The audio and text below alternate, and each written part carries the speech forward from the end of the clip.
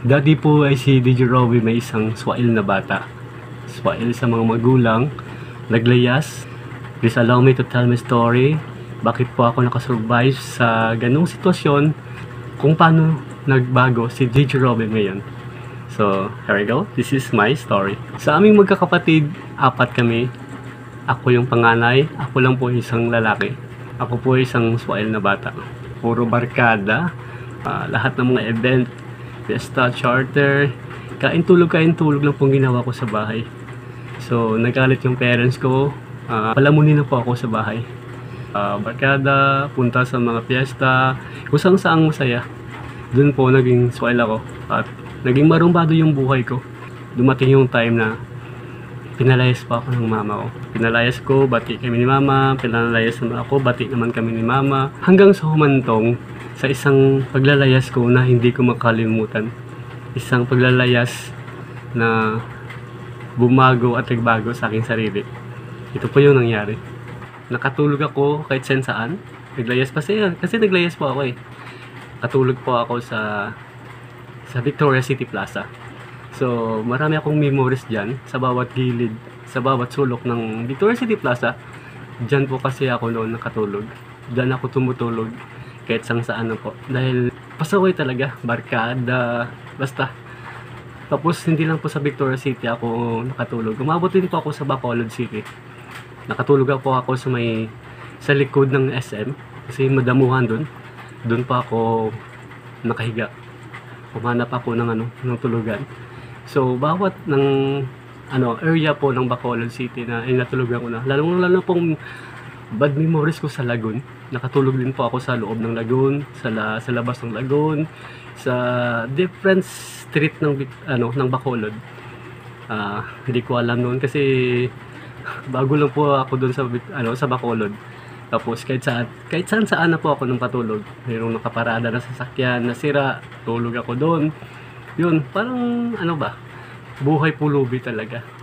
Tapos sa paglayas ko hanap ako ng pagkain kasi wala akong pera. Ayun, naghanap po ako ng makakain. So ginawa ko is pumunta ako sa Robinson. Tapos may nakita akong isang pamilya na kumakain sa Jollibee ba doon? Jollibee. Tapos pag alis ng mga family, may minaiwan na pagkain. Pag alis nila, ako yung umupo sa inuupuan nila. Kinain ko lahat ng mga naiwan nilang pagkain. Nakita po ako ng waiter. Nagdududang waiter kasi parang pulubi daw ba kasi mabahaw ako, matsura ako parang ang dumi-dumi. Tapos wala dyan para makakain na po ako. Kinain ko yung mga tira, fried chicken, yung mga halo-halo, bok choy, yung mga siopaw nila. Basta masarap, kinain ko talaga. Yun, busog na busog ako. Pero bawal talaga yun. Pinagalitan ako ng waiter kasi nakita ng manager. Pero mabait yung waiter kasi parang naawa siya sa akin. Parang naawa siya sa mga tulad kong pulubi. Parang sabi nila pulubi daw ako kasi ang mukha ko is parang hindi naliligo. So, nangangamoy na yung damit ko. Sobrang init ng amoy pawis ba? Kasi ng init ng araw. Tapos, may naranasan talaga ako na hindi ko makalimutan nung hanap talaga ako na gusto ko maligo. Kasi sa Bacolod ako eh. Kinanan maligo ako. So, pumunta po ako sa church ng Bacolod, doon sa katedral. Pumunta po ako sa likod. Sa likod ng katedral po is mayroong CR doon. Gising na po ako mga 4 AM para makaligo ako ng libre. Kasi mag-aabot na ng 9 AM. Nandun na po yung mga tao. Maraming tao nandun sa church. Pero, yun, ginagawa ko talaga na maaga pa ako para makaligo ako. So nagulat yung ng janitor, bakit araw-araw may isang tao naliligo sa CR. So pinagalitan po ako ng janitor ng katedral sa CR. Bakit dito ka naliligo, saan ka ba? Saan ka ba? So in-explain ko po sa janitor yung life story ko. Tapos sinabi ko nga hindi po ako taga Bacolod, taga Victorias pa ako, naglayas po ako ng basta. Kaya naawa sa akin yung janitor. Tapos, sige, hinayaan niya akong maligo doon sa CR. After ko maligo sa CR, yun, mabango na ako. Tapos, naglaba po ako. Nilabang ko yung mga damit ko. Tapos, ah, tapos paglaba, doon ko po sinasampay sa may matataas na damo sa likod ng ano, ng SM ba. Dati po kasi wala pang SM doon. Parang tinatayo pa lang doon. So, matataas na damo doon sa likod. So, doon ako na gumawa ng parang tulugan. Meron akong sako doon. Tapos doon ko po sinasampay. Nilalagay lang po sa may ano, sa may damo yung damit ko. Tapos pag umalis ko, ano yan, iniiwan ko talaga at pagbalik ko paggabi, matulog, yung ganun malaman. Tuyo na po ang ano, ang damit ko. So, ayun, routine yung buhay ko. Hanggang sa umabot sa isip ko na po, gusto kong humanap ng trabaho. Pero sa paghanap po ng trabaho, walang kumukuha sa akin kasi ang mukha ko parang pulubi, tapos ang baho-baho ko parang kulang sa paligo, kulang sa kain, kulang sa tulog.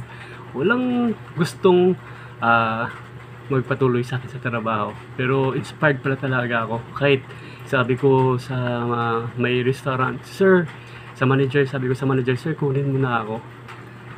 Gusto ko pong magkaroon ng trabaho, parang may pakain po ako, may babayad pa ako sa boarding house. Gusto ko pong umayos yung buhay ko. So kahit sir wala na lang sweldo, kahit libre na lang kain. Tapos tinignan po talaga ako ng manager ng restaurant na ba hanggang sa itaas sa ilalim. Tapos nagdududa siya baka daw ako, criminal, magnanakaw. So sabi ng waiter, ang manager, walang bakante daw. Yun lahat. Marami akong pinasukan na trabaho, pero sabi nila, walang bakante daw. Tinignan nila kasi yung sarili ko. So, yun, depressed talaga ako. Parang, ayun, nagalit po ako sa sarili ko. Kasi sobrang galit ko noon sa parents ko, grabing hatred ba. Yun, sabi ko sa parents ko, hanap akong trabaho. Para kung makahanap akong trabaho, pag may pera na po ako, pakita ko na sila na, na mayaman na ako.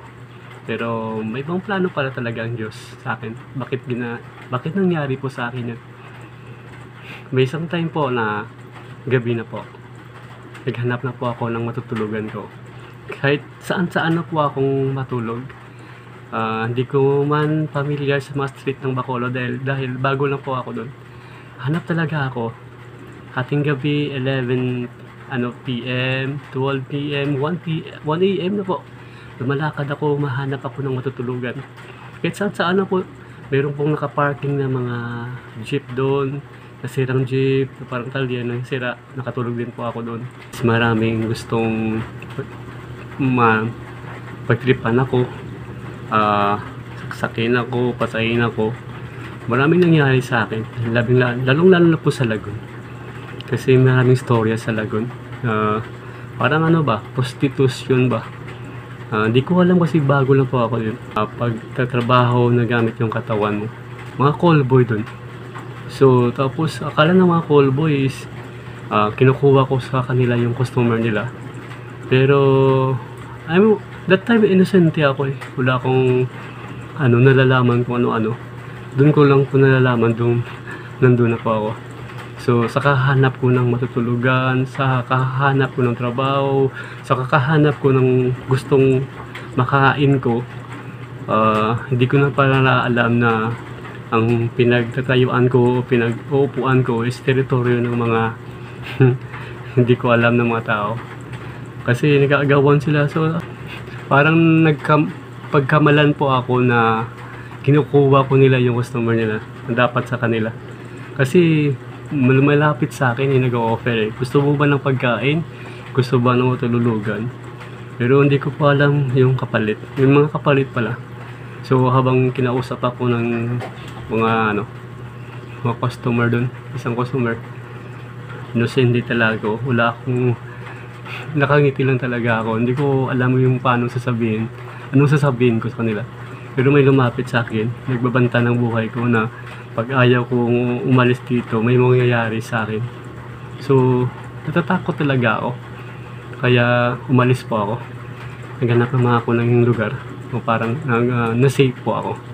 So sa kahit saan lugar ako, feeling ko hindi ako safe eh. Maraming tumitingin sa akin, parang gustong mag-trip sa akin. Pero by God's grace, ang protection ni Lord nandun pa rin sa akin, na-feel ko rin yung parang naramdaman ko na tinitest talaga ako ni Lord.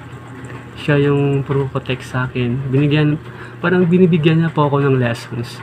Every moment na nangyayari sa aking paglayas, kung saan nasulok man ako, merong lessons talaga ako nakukuha. Isang gabi na kinakailangan ko na talagang matulog.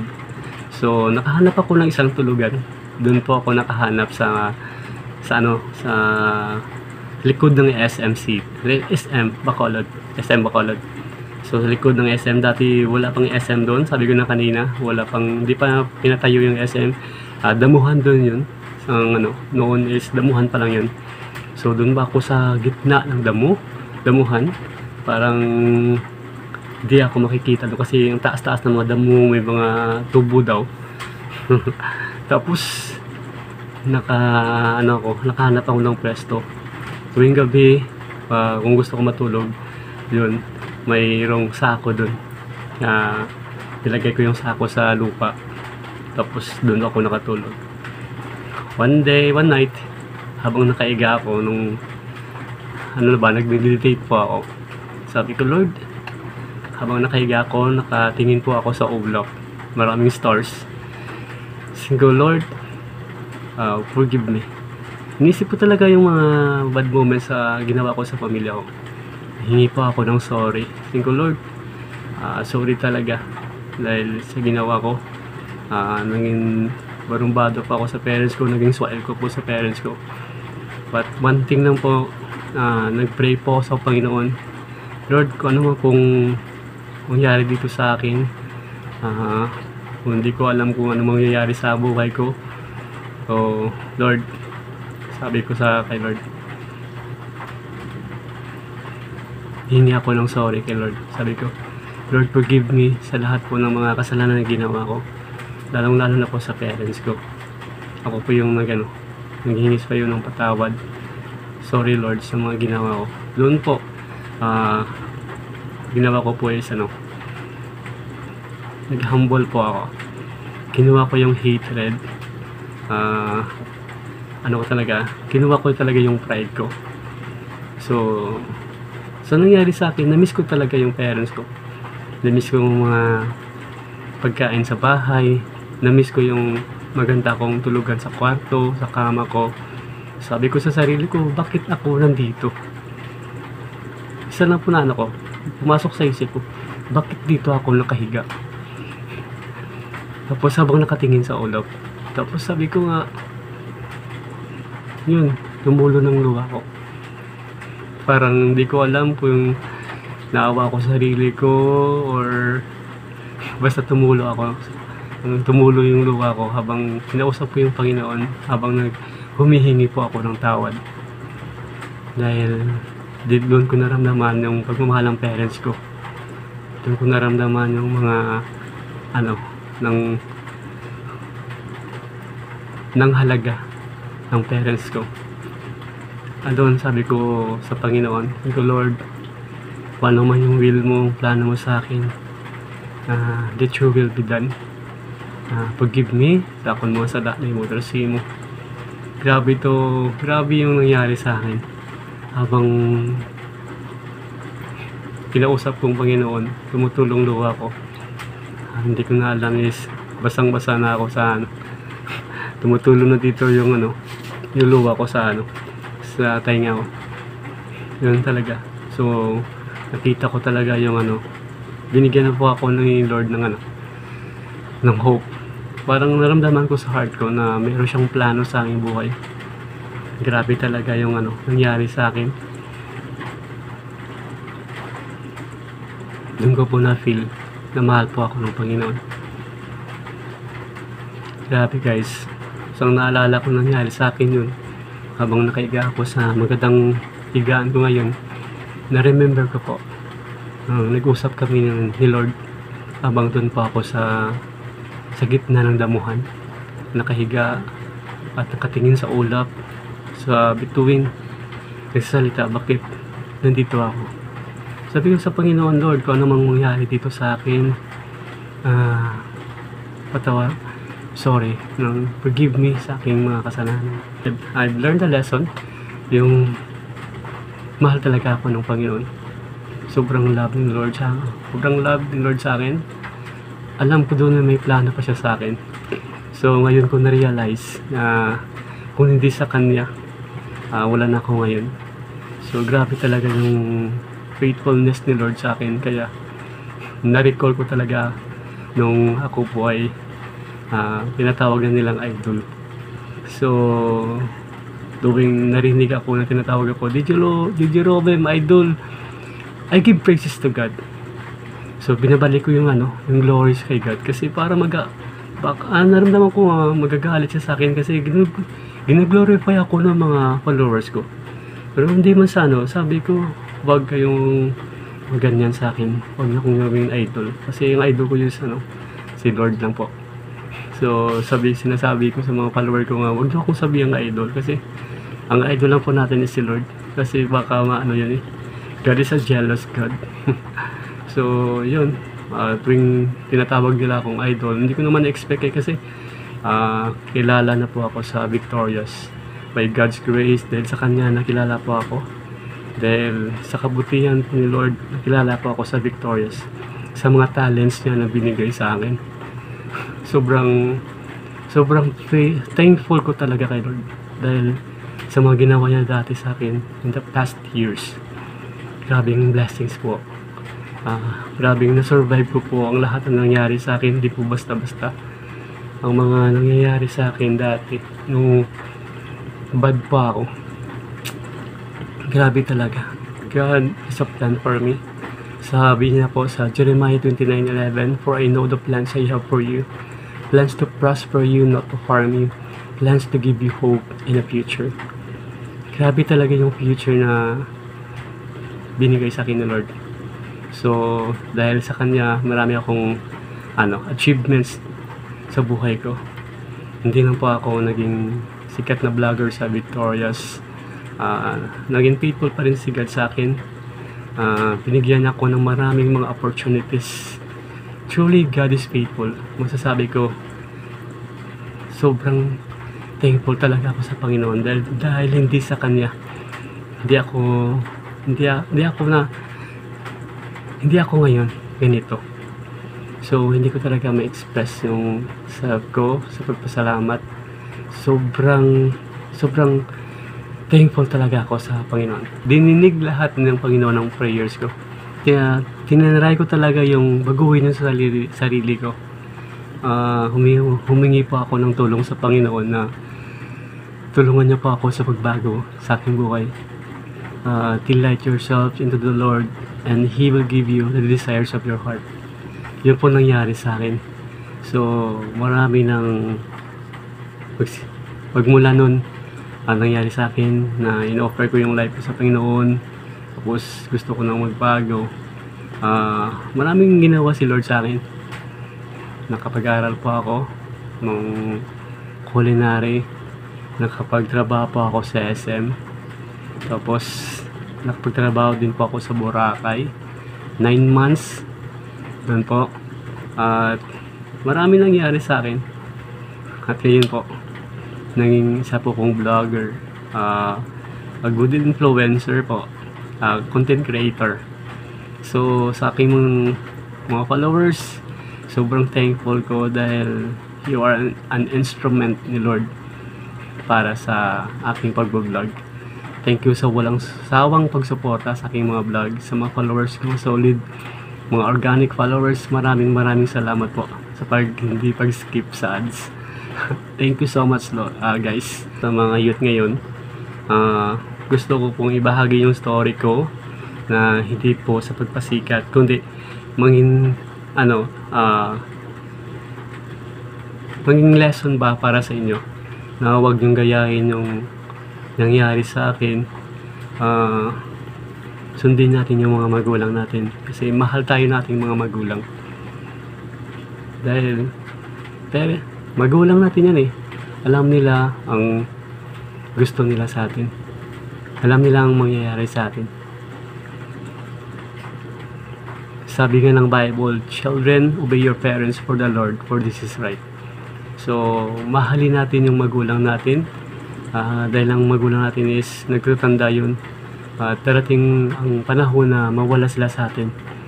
So, sa mga parents pa dyan, spend time nyo, pagmamahal nyo sa parents nyo. Spend time nyo ang mga moment na kasama nyo pa yung family nyo, yung parents nyo. Sama wala na mga parents ngayon, so be courageous, be strong, huwag kayong mag-alala. Nandyan si Lord para sa inyo. Ano man nangyari sa aking buhay, salamat talaga. God has a purpose sa ating life. Each and every one of us, God has a purpose. I thank God for saving me, for the salvations, for the good future na binigay niya po sa akin, for the love. And mahal tayo ng Panginoon. Naghihintay na po siya sa atin na kita po ay kumatok at tumawag sa Kanya. So kung ano man yung mga pangyayari sa buhay nyo, mga problema, just close your eyes and pray. God, listen. Naririnig po tayo ng Panginoon. God is always in my side, our side.